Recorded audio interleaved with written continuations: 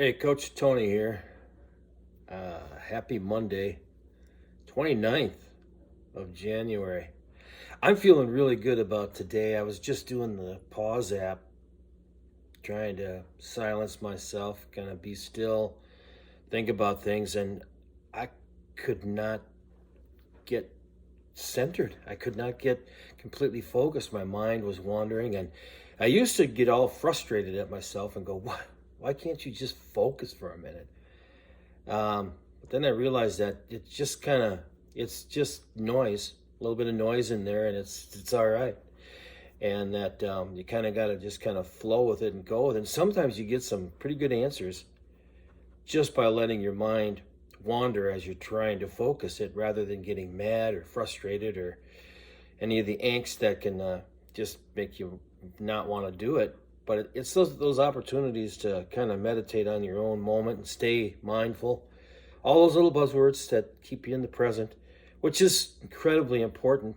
I mean, I this whole season of my life, since I had that frustrating anxiety attack back in September, that kind of put me down to the wrong path for a little while. But I stayed true to the fact that I was going to hold on. I was going to hold on to Jesus and look in the direction of God, to help me, even when I was, when you're frustrated with yourself, you need that someplace to look, that support network, that can help you. And obviously, my family is awesome with me, uh, and I'm kind of the full disclosure guy these days. I don't know, probably an age thing as much as anything. I just want to communicate with them what's going on, and everybody's willing to give advice. But yesterday I got some great advice listening to Jason Strand, our Eagle Brook Church senior pastor.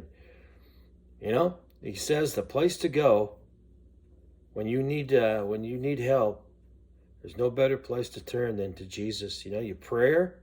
He said number one is prayer, number two is forgiveness, and of course you got to forgive yourself first before whatever it is that's keeping you from being able to focus. You got to forgive you and move on. And then number three, he said, is running for Jesus. And it was amazing because my kids and we were texting last night. They're adults now, man. They're finishing up college or raising three kids. And they're like, what was that third thing that Jason Strand was saying today?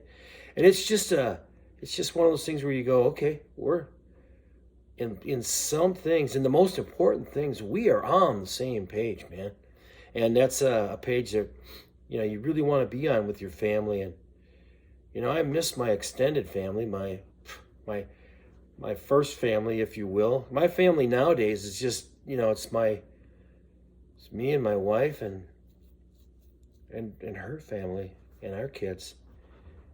And it's just the way it is, because you just lose track of siblings, and they're off doing their own thing, and they like or dislike you, and you just got to move on and but not be mad.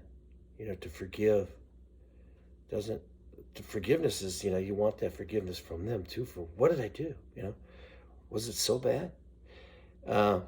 Anyway, and that's something that you got to continue to sort out for yourself, is these relationships and where are they going. And every time I just come back to Jesus and go, who am I today? Where am I headed, man? Am I doing the right things?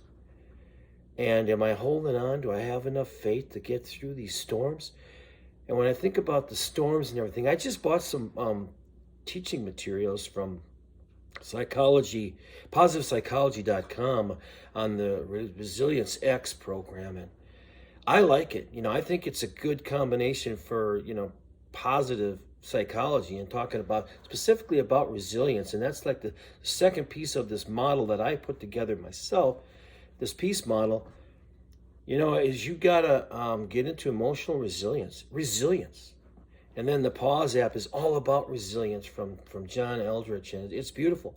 His book, Resilient is awesome. Wild at Heart, all those concepts are what we're looking for as people on Earth, while we're, trying to get as close as possible to God.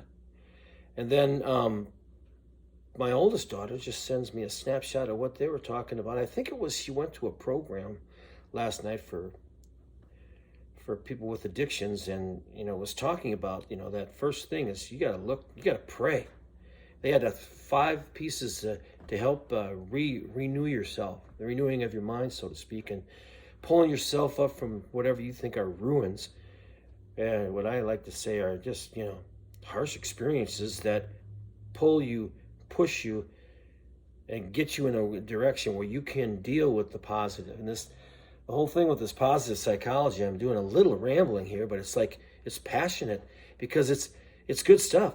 And one of the most important things is grabbing onto a metaphor that can help you get through the storms of life, and to focus on it as something that you can and will push through, but it's a process. And this whole idea of being a sailboat captain, and you're in charge and you got to steer, and the weather's going to be rough and emotions are going to come and go, and you can't control the weather, man. I remember being when I was really into playing softball at night with people after work and stuff, and you're like, is it going to rain today? Is it going to rain today? Well, you can't control any of that, man. And then through the pandemic, it's like, are they going to cut off another program, or something's going to get canceled? It's like cancel culture. It's like everybody just turn to love, man. But this whole sailboat idea is to specifically look at yourself as being the captain of the ship. And then my idea is to take a look at your anxieties and what is the storm that you're in this season of you're sailing, and it's not beautiful calm waters today. What's going on? And you need to identify with it and not push it away, but to say, okay, what can I take control of? And obviously that's what we think, how we think, and what pushes us, what motivates us to keep on going. What are our values that get us in the right direction, and to hang on to those. And then the way I'm thinking and behaving in this storm, are they productive? Are they going to help me?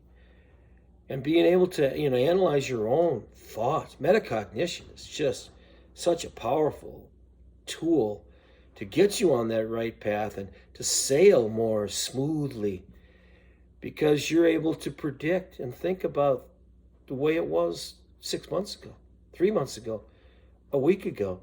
What'd you do yesterday that are getting you in the right direction for what you want to accomplish? And it's hard to do these as short videos, but I'll tell you, man, there's so much to talk about. And all I'm doing right at the moment is just letting people know that you're not alone, man. You got Jesus, number one. He is the God of hope.